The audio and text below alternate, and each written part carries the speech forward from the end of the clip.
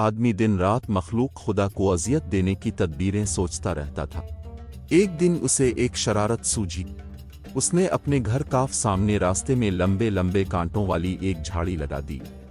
चंद दिनों के अंदर अंदर ये झाड़ी खासी बढ़ गई। हर चंद लोग इससे बच बचा कर निकलते, लेकिन फिर भी कोई न कोई कांटा पांव को जख्मी कर देता। लोगों ने इसको बहुत मलामत किया कि तो ने अपने घर के सामने ये झाड़ी क्यों उगने दी? अब तो तकलीफ की इंतहा हो चुकी, इसे उखेड़ दे। उसने नरमी के साथ मुस्करा कर जवाब दिया, ठीक है, उखेड़ दूंगा।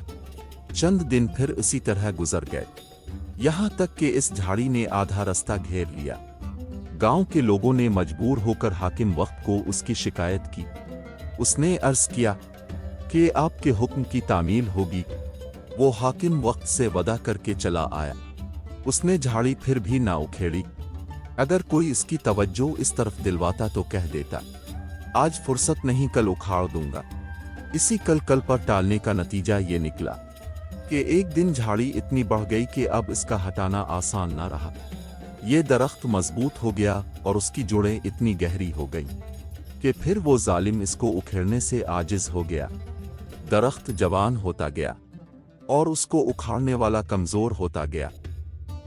दर्स हयात, इसी तरह हमारी बुरी आदतें और गुनाह की इस्लाह में जिस कदर देर की जाएगी, उनकी जोड़ें इसी कदर मजबूत होती जाएंगी।